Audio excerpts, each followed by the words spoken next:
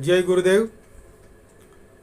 ओम बालार्क मंडला भाषाम चतुर्वहम त्रिलोचनम पाशांकुशवरा भीतिर्धारयन्तीम शिवाम भजे। प्रिय दोस्तों नमस्कार। आज के इस वीडियो में मैं आपको एक प्रगाढ़ वशीकरण यंत्र बताने जा रहा हूं। वशीकरण के बारे में अब ज़्यादा जानकारी देने की कोई आवश्यकता नहीं है। सभी जानते हैं कि वशीकरण के द्वारा किसी को भी अपने वश में किया जा सकता है, चाहे पुरुष हो, स्त्री हो या कोई अधिकारी हो। तो मैं एक बहुत ही ज़बरदस्त यंत्र बताने जा रहा हूं। इसको ध्यान से सुनिएगा, वीडियो को स्किप न करें, पूरा देखें। और अगर चैनल पर नए हैं तो चैनल को सब्सक्राइब करें, लाइक करें और अपने दोस्तों में ज़्यादा से ज़्यादा शेयर करें ताकि अधिकांश लोग इसका लाभ उठा सके। और अगर आप चाहते हैं कि हमारे वीडियो का नोटिफिकेशन आपको सबसे पहले प्राप्त हो तो उसके लिए आप बेल आइकन को प्रेस करके और ऑल पर क्लिक कर दीजिएगा। दोस्तों, वशीकरण की क्रिया सदियों सदियों सदियों पुरानी है और इसको लोग काम में लेते आ रहे हैं। वशीकरण के द्वारा किसी को भी वश में किया जा सकता है। बहुत से लोग ये नहीं मानते कैसे भी कोई वशीकरण होता है क्या, लेकिन ये तो करके देखने वाली क्रिया है। जिसको विश्वास न हो वो अपने मंत्रों पर, यंत्रों पर पूर्ण विश्वास करके और इन प्रयोगों को कीजिए। अपने आप पता चल जाएगा कि वशीकरण होते हैं या नहीं होते हैं, है ना। तो ऐसे लोगों के बारे में मैं कुछ कहना नहीं चाहूँगा, लेकिन वशीकरण होते हैं और वशीकरण के द्वारा किसी को भी वश में करके उससे मनचाहा काम करवाया जा सकता है। लेकिन इसके साथ ही मैं आपको ये भी बताता आ रहा हूँ कि वशीकरण का दुरुपयोग नहीं होना चाहिए। जहाँ इसकी ज़रूरत हो वहीं इसका प्रयोग करना चाहिए। किसी महिला को वश में करके और उसके साथ ज़बरदस्ती करना, उसके सतीत्व को नष्ट करना, ये वशीकरण अगर इस तरह से आप करते हैं तो उसमें स्वयं वशीकरण करने वाले को ही नुकसान उठाना पड़ता है। हाँ, पति पत्नी हैं और पति पत्नी के बीच में मनमुटाव हो गया, दोनों अलग अलग रहने लग गए, तो उनको एक करने के लिए वशीकरण किया जा सकता है। प्रेमी प्रेमिका है, वो दोनों साथ साथ रहते हैं और रहते रहते किन्हीं किन्हीं बात पर उनके बीच में मनमुटाव हो जाता है, वो अलग हो जाते हैं।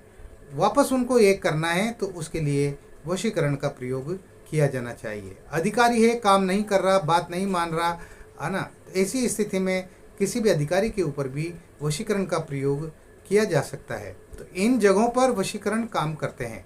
बाकी आप इनका दुरुपयोग करें। वशीकरण को खिलौना समझकर आप किसी को भी वश में करके उसकी भावनाओं के साथ अगर आप खिलवाड़ करेंगे तो वशीकरण वो काम नहीं करेगा और वो उल्टा आपको ही नुकसान पहुंचाएगा। इस बात का भी आपको ज्ञान होना चाहिए, भान होना चाहिए। ज़्यादा बातें न करते हुए मैं आज आपको एक बहुत ही बेहतरीन यंत्र बता रहा हूँ। इस यंत्र के माध्यम से बहुत ही बढ़िया वशीकरण होता है और सामने वाला व्यक्ति वो आपकी जी हुजूरी करने पर वो मजबूर हो जाता है। तो इस प्रयोग को आपको कैसे करना है बहुत ध्यान से सुनिए। मैं बहुत छोटा वीडियो बना रहा हूँ, ये वीडियो ज़्यादा लंबा नहीं होगा। बहुत कम शब्दों में मैं अपनी बात रखूँगा और महत्वपूर्ण बात शब्द हैं उनको आपको ग्रहण करना है।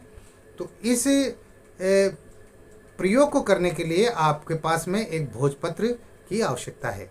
आपको एक भोजपत्र चाहिए और इसमें जो स्याही का प्रयोग होगा वो हरताल की स्याही बनानी पड़ेगी। हरताल पंसारी के यहाँ मिल जाती है, उसको गुलाब जल में या गंगा जल में उसको मिला करके उसकी स्याही बना लीजिए। और अगर ये दोनों चीज़ें भी उपलब्ध न हो तो साफ स्वच्छ पानी में उसको घोल करके उसकी स्याही बना लें और इसमें आपको अनार की कलम प्रयोग में लेनी होगी। तो अनार की कलम से आप हरताल की स्याही के द्वारा ये जो स्क्रीन पर आप यंत्र देख रहे हैं, इस यंत्र को आपको बनाना है। इस यंत्र में जिस हाउस में जो अंक लिखे हुए हैं वही अंक आपको लिखना है और बीच में प्रेसी वो उसकी माँ का नाम लिखना है। यानी जिस महिला को, जिस लड़की को, जिस औरत को आप वश में करना चाहते हैं उसका नाम और उसकी माँ का नाम लिखना है और इस तरह से आपको ये यंत्र बनाना है। इस यंत्र को आप किसी भी शुक्रवार को बना सकते हैं।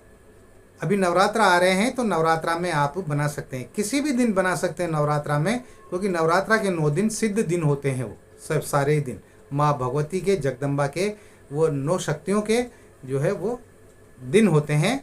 इसलिए नवरात्रा में आप किसी भी दिन इस यंत्र को बना सकते हैं, और मैं तो यूँ कहूँगा कि नवरात्रा में ही बनाएं तो ज़्यादा बेहतर होगा।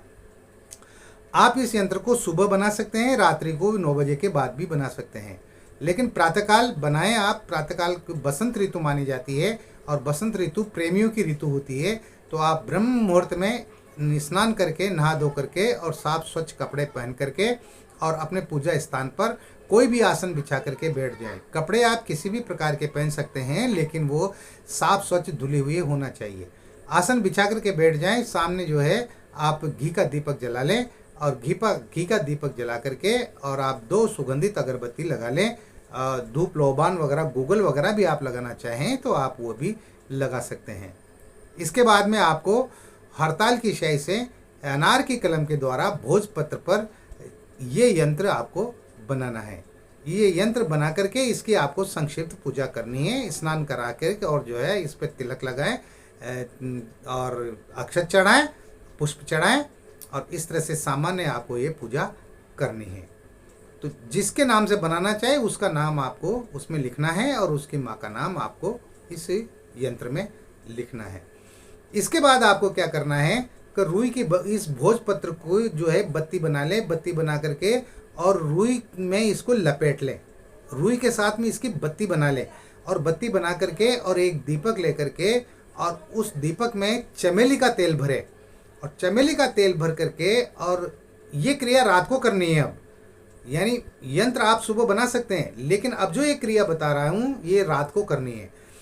तो उस यंत्र की बत्ती बना करके और उसमें ऊपर थोड़ी रुई लपेट लें, और अच्छी तरह से बड़ा बत्ती बना लें। बत्ती बना करके और एक दीपक में चमेली का तेल ले करके और उसमें उस बत्ती को डाल दें और उसको जला दें, और जिस दिशा में आपकी प्रेयसी का, आपकी प्रेमिका का या आपकी रूठी पत्नी का घर है, उस दिशा में उस बत्ती का मुंह कर दें और उसको जलने दें। इस तरह से आप करेंगे तो निश्चित रूप से जिसके लिए आप ये वशीकरण कर रहे हैं वो आपके वश में हो जाएगा।